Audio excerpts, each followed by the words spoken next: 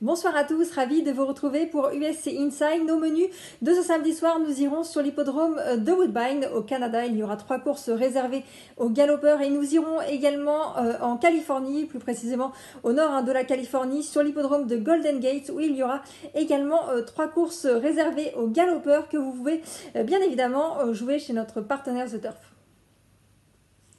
Allez, on attaque le prono de la première course sur l'hippodrome de Woodbine. Nous sommes au Canada, donc c'est la C8 là-bas, 22h55 pour le départ de cette course à condition réservée à des chevaux âgés de 3 ans et plus. Ils vont s'affronter sur 1700 mètres sur une piste en polytrack, piste tout-terrain, et j'aime beaucoup le numéro 1, c'est Frosted Over, un cheval qui descend un petit peu de catégorie. Alors il a couru 2 fois cette année, il avait gagné pour sa rentrée l'autre jour, il est 4e de groupe 3, il descend nettement de catégorie ici dans cette course à condition.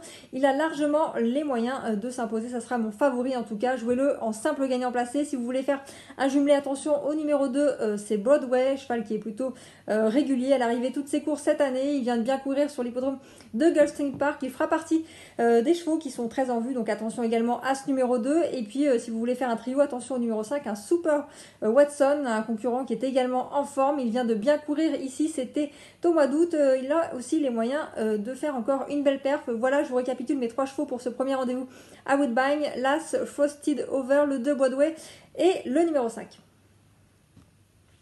La deuxième épreuve sur l'hippodrome de Woodbine, c'est la C9 là-bas, 23h26 pour le départ. C'est une course à condition réservée à des chevaux âgés de 3 ans et plus. 1000 mètres à parcourir sur la piste en gazon. J'aime beaucoup le numéro 3, c'est Road to Romance, qui vient de faire une très bonne rentrée. C'était une bonne 3e place. La pouliche devrait courir en progrès. Ça sera une pouliche très en vue. Je pense qu'elle va gagner. D'ailleurs, ce numéro 3, elle avait réalisé vraiment des belles performances l'an passé. Donc attention à ce numéro 3 qui vient de faire une très bonne rentrée. L'As Take It Easy est également en belle forme. Elle a couru 3 fois cette année. 3 fois vraiment, à chaque fois c'était en progrès. Ça sera aussi une des concurrentes en vue dans cette épreuve. Et j'aime beaucoup aussi le numéro 2, c'est Skaters the Cloud, qui avait fait une très belle rentrée, qui s'était imposé pour ses débuts et qui a couru un peu moyennement ensuite. Et l'autre jour c'était vraiment très correct, une bonne 4e place. Donc voilà, 3 et As ou AC3, vous faites un jumelé avec ces 2 chevaux. Et puis attention si vous voulez faire un petit trio au numéro 2, Skaters the Clouds. La course numéro 10, c'est notre dernière course à jouer sur l'hippodrome de Woodbine. C'est un Maiden Optional Claiming réservé à des femelles âgées de 3 ans et plus. 1300 mètres à parcourir sur la piste en gazon. Elles sont 14 au départ et c'est vraiment un lot pas évident à déchiffrer, hein, car on a des pouliches qui vont débuter, d'autres qui ont déjà couru, mais un petit peu moyennement. C'est pas évident de déchiffrer un petit peu ces candidatures. En tout cas, il y a une candidature qui est en forme et qui vient de bien courir dans un lot similaire, c'est le numéro 9, Knows How.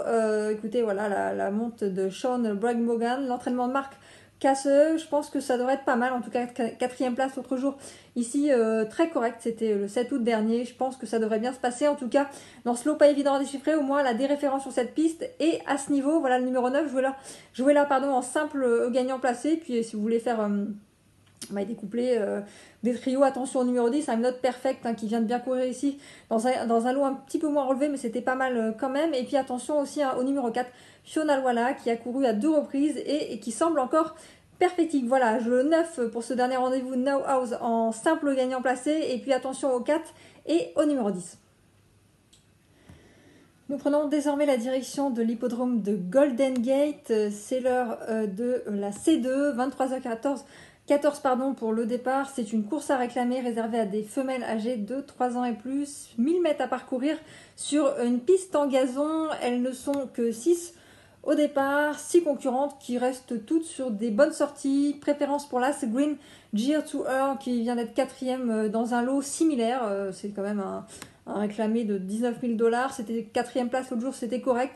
Jument qui a déjà gagné plusieurs fois sur cette piste et dans des lots comme ça, dans des réclamés de telle facture. Donc j'aime beaucoup l'As Green Gear to Gear. Attention aussi au numéro 4, un Close Kitten, hein, qui reste sur des bonnes sorties. Également dans des réclamés de ce genre. Voilà, As 4 ou 4 et As, hein, pour les jeux de la première. Notre deuxième rendez-vous sur l'hippodrome de Golden Gate, c'est un Maiden Claiming, 23h45 pour le départ. C'est une course réservée uniquement à des femelles âgées de 3 ans et plus. 1000 mètres à parcourir sur la piste en tapeta. Écoutez, j'aime beaucoup le numéro 1, My Belachic, qui reste sur une très bonne sortie dans un lot similaire. C'était sur l'hippodrome de Ferndale, un hippodrome qui se situe en Californie. Donc voilà, la jument est en forme, elle est plutôt régulière. Je pense que ça devrait bien se passer pour ce numéro 1, My Belachic. Et attention aux concurrents au numéro 5, Batsori, une jument pouliche qui reste sur des sorties un peu moyennes. L'autre jour, c'était une course de rentrée. Rentrée plutôt discrète, mais attention, c'était dans des lots nettement plus relevés. L'année dernière, aussi, elle a couru des lots un peu plus relevés, elle descend un peu de catégorie. Je pense qu'elle a les moyens de s'illustrer. En tout cas, elle devrait jouer un bon rôle, ce numéro 5, Batori, dont je me méfie beaucoup. Écoutez, voilà, My Belachic, jouez-la en simple gagnant placé, puis faites un couplet avec le numéro 5, Batori, qui devrait courir en progrès pour sa deuxième sortie. Minuit 15 pour le départ de notre dernière course sur l'hippodrome de Golden Gate, c'est la C4, c'est un réclamé réservé à des chevaux âgés de 3 ans et plus, 1200 mètres à parcourir sur la piste en tapeta. Ils ne sont que 6 au départ. Écoutez, il y a un cheval qu'il faut reprendre, en tout cas qui a les moyens de s'imposer, c'est le numéro 5, Sunset Dragon. C'est un cheval qui reste sur des perfs un peu moyennes, mais il a figuré auparavant dans des lots nettement plus relevés. 6e l'autre jour, c'était un gros réclamé. Là, on est dans un petit réclamé quand même. Il courait au mois de mai dans des bonnes courses à condition ici sur cette piste. Il a fallu arriver vraiment dans de meilleurs lots. Je pense qu'il a les moyens de se réhabiliter, ce numéro 5, Sunset Dragon, que je vous conseille donc, écoutez, de jouer en simple gagnant uniquement, puisqu'il n'y a que 6 partants.